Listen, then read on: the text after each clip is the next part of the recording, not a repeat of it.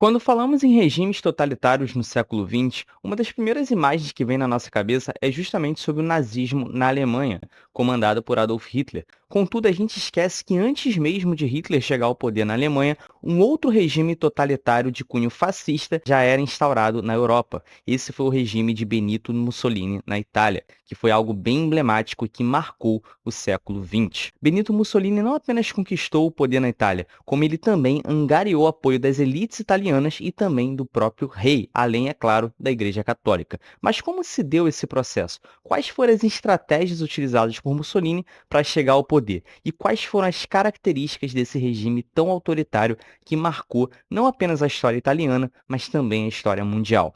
Nesse vídeo a gente vai conferir todos os detalhes e tentar responder essas problemáticas tão intrigantes para a história. Opa, tranquilo? Meu nome é Camuri, seja muito bem-vindo aqui nesse canal e hoje a gente vai debater um pouco sobre esse regime totalitário, autoritário que foi o governo de Mussolini na Itália. Mas antes eu peço por favor que você deixe o seu like, se inscreva no canal, porque dessa forma você vai me ajudar demais a continuar produzindo conteúdo aqui para o YouTube, sem falar que assim você vai ficar por dentro de tudo que eu vou compartilhar aqui com você todas as semanas, tranquilo? Como praticamente qualquer evento histórico de magnitude notável, tal como o regime de Mussolini na Itália, é necessário que a gente recue um pouco no tempo para tentar entender todos os processos de longa duração que acabaram tendo como desdobramento justamente o governo de Mussolini, e a gente precisa recuar pelo menos até a Primeira Guerra Mundial. Durante a Primeira Guerra Mundial, a Itália, por um momento, ela foi aliada da Alemanha e do Império Austro-Húngaro contra a França e a Inglaterra, Rússia e outros aliados da chamada Tríplice Entente. No entanto, logo no início da guerra, nos primeiros anos da guerra, em 1915, a Itália ela já havia mudado de lado, ela já passou a combater a Alemanha e o Império Austro-Húngaro, lutando ao lado da Inglaterra e da França.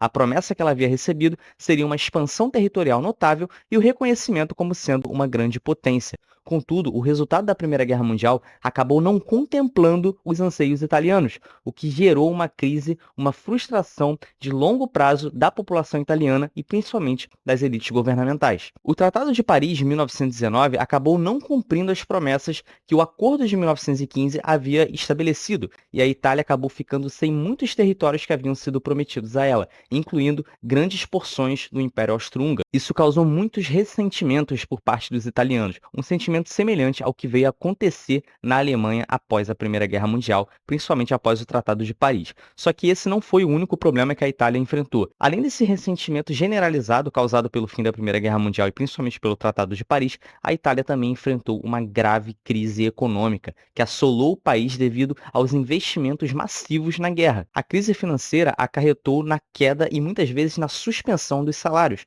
o que impulsionou muitos movimentos de trabalhadores e muitos movimentos operários por volta de toda a Itália. Muitos desses trabalhadores acabaram recebendo inspiração da Revolução Russa de 1917, e isso contribuiu com que as bases anarquistas, socialistas e comunistas instigassem muitas revoluções, muitos movimentos. Muitos trabalhadores ocuparam as fábricas, o que promoveu uma crise social extensa. Dessa maneira, a Itália enfrentava uma séria crise política por conta dos acordos não cumpridos após a Primeira Guerra Mundial, uma crise econômica de grande porte e também uma crise social, justamente pelos ideais de esquerda. E aí, um sujeito surge para tentar combater toda essa crise social, essa crise econômica que a Itália passava. Esse sujeito era Benito Mussolini. Poucas pessoas sabem disso, mas Mussolini já foi parte do Partido Socialista Italiano. Só que ele defendeu a entrada da Itália na guerra, o que acabou promovendo a sua expulsão do partido. E foi a partir desse momento que Mussolini começou a sua transformação. Ele largou a retórica socialista de lado e substituiu ela por uma retórica, um discurso nacionalista agressivo, que defendia fortemente a revitalização italiana após o Tratado de Paris. Mussolini prometia resgatar a antiga glória italiana e sufocar qualquer movimento operário de ocupação das fábricas. Segundo Mussolini, as forças de esquerda que estimulavam esses movimentos dos trabalhadores,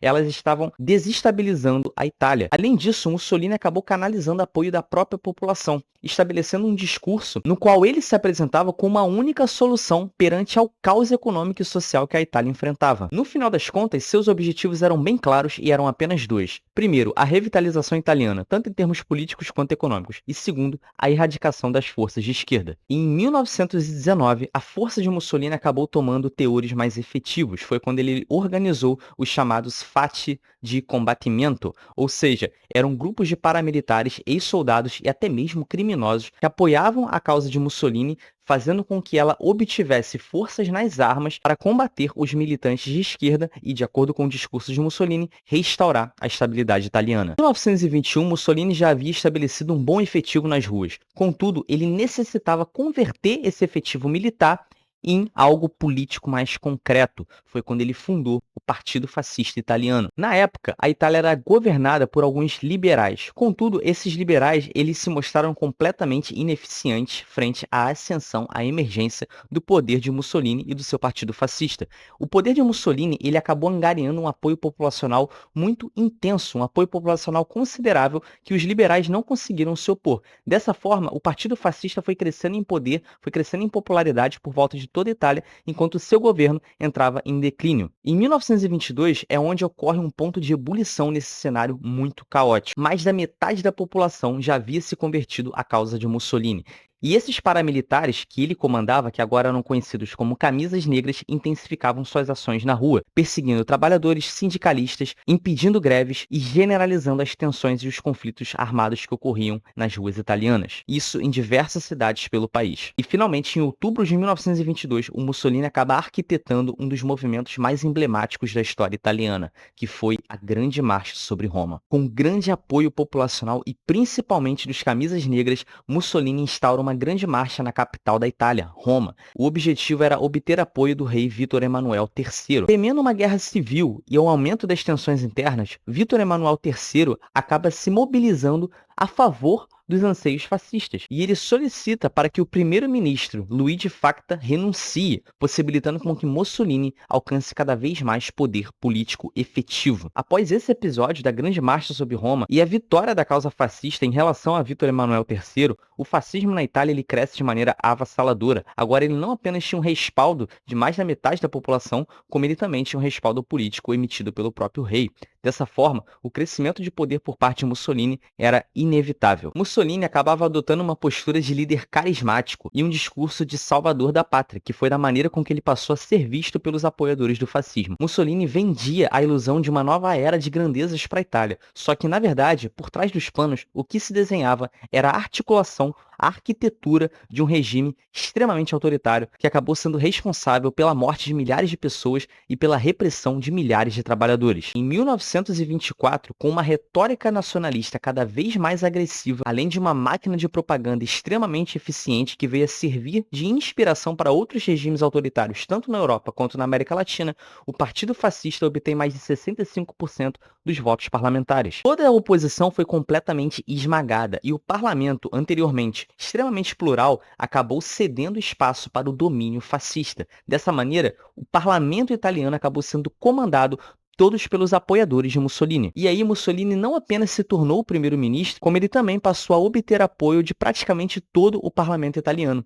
E assim ele começou a orquestrar um Estado totalitário eficiente, que suprimia qualquer traço de democracia, já que o primeiro-ministro estava em completo alinhamento com o parlamento italiano e o rei Vítor Emanuel III não tinha poder nenhum para suprimir as decisões dos fascistas. O rei, ele torna-se uma figura meramente decorativa durante a emergência de Mussolini ao poder. E a partir de 1925, o cenário da Itália é o seguinte: Mussolini e os fascistas passam a deter total controle sobre os meios de propaganda e também sobre as forças militares.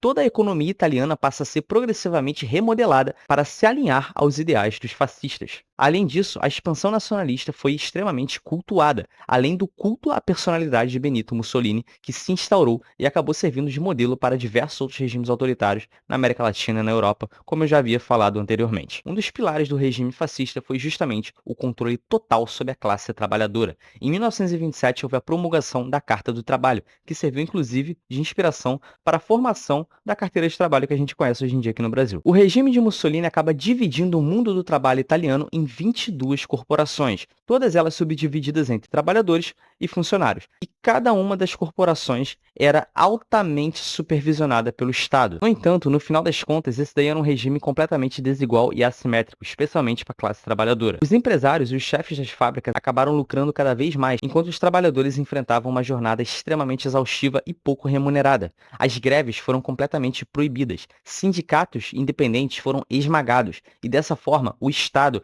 junto com os líderes das corporações, acabaram tendo um controle quase que absoluto da produção italiana. italiana, às custas dos trabalhadores. Dessa maneira, apesar do fascismo vender a ideia de um Estado forte e eficiente, o que ele acabou gerando foi um sistema implacável, extremamente autoritário e que sufocava qualquer tipo de resistência. Além disso, para fomentar o estímulo econômico italiano, para compensar toda essa crise gerada após a Primeira Guerra Mundial e que a Itália ainda enfrentava, Mussolini propôs, ele instaurou uma espécie de autarquia que minimizou a dependência das importações, ou seja, a Itália ela dependeu cada vez menos das produções externas e passou a estimular a produção interna, o que também estava alinhado ao discurso nacionalista fascista. Dessa maneira, a infraestrutura, a manufatura e o comércio foram cada vez mais incentivados dentro do interior da própria Itália, fazendo com que os produtos circulassem dentro das fronteiras italianas e uma espécie de isolamento nacionalista, o que consequentemente promoveria o crescimento econômico. De fato, o resultado pelo ponto de vista econômico foi bem satisfatório, tanto que em 1929, quando eclode o crash da Bolsa de Valores de Nova York, a Itália ela perpassa por essa crise econômica global do capitalismo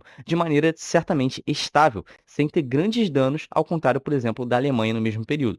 Só que os custos sociais foram devastadores. Os trabalhadores foram ainda mais sobrecarregados do que já estavam sendo anteriormente. Sem falar que houve uma perda gigantesca das liberdades individuais, com o Estado se intrometendo cada vez mais na vida privada. Só que para remodelar a Itália, a imagem do fascismo, não bastava que Mussolini recuperasse a economia italiana, ele precisava de um aliado interno poderoso, e foi aí que ele buscou o apoio da própria Igreja Católica. No período, Mussolini estabelece um acordo bem marcante com o Papa, no qual ele vai conceder autonomia ao Vaticano, sem falar em outros diversos benefícios à Igreja Católica, e em troca ele receberia o apoio da própria Igreja, que no período era uma instituição bem influente no território italiano. Além disso, o fascismo e a Igreja Católica também estavam alinhados por questões ideológicas, especialmente ao combate do comunismo ateu. E essa aliança entre Estado e Igreja acabou fazendo com que Mussolini obtivesse cada vez mais apoio. E a nível internacional, o sonho de Mussolini era recuperar a grandeza do antigo Império Romano, o que acabou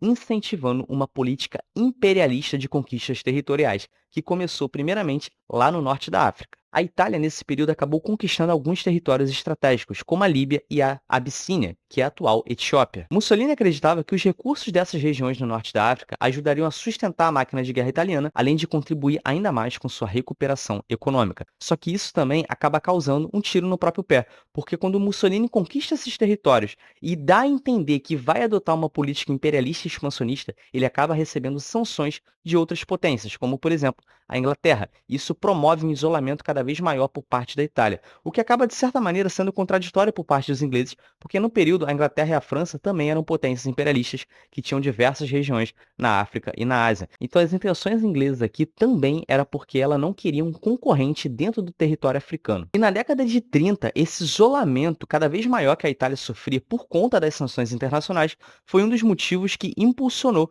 o alinhamento de Benito Mussolini a Adolf Hitler na Alemanha, que também estimulava o crescimento econômico pela via nacionalista lá na Alemanha, como também estimulava o imperialismo, ou seja, o expansionismo alemão para fora das suas fronteiras, assim como Mussolini estava fazendo com a Itália. E a aliança de Mussolini com Adolf Hitler foi uma dos pilares, uma das bases para que houvesse o grande conflito global, a Segunda Guerra Mundial, a partir de 1939. Toda essa política autoritária de Mussolini, tanto a sua política interna quanto a sua política externa, acabou causando a morte de mais de 1 milhão de pessoas, tanto dentro da Itália quanto nas colônias que ela havia obtido em outros territórios, em outras regiões. Todo esse sonho de grandeza e de nacionalismo por parte de Mussolini acabou se mostrando um regime altamente brutal e, com certeza, um dos governos mais autoritários do século XX. E essa foi a história de como Mussolini chegou ao poder e sobre as características do seu governo. Se você gostou desse vídeo, deixe seu like, se inscreva no canal, porque dessa forma você vai me ajudar demais. E se você quiser contribuir ainda mais, o Pix oficial do canal tá aqui na descrição, tranquilo? E se você gosta de estudar o século XX, eu acabei de fazer um outro vídeo muito bom falando sobre os maiores genocídios comunistas do século XX. Eu vou deixar esse vídeo na tela final e também na descrição para você conferir, tranquilo? Um grande abraço e nos vemos no próximo vídeo.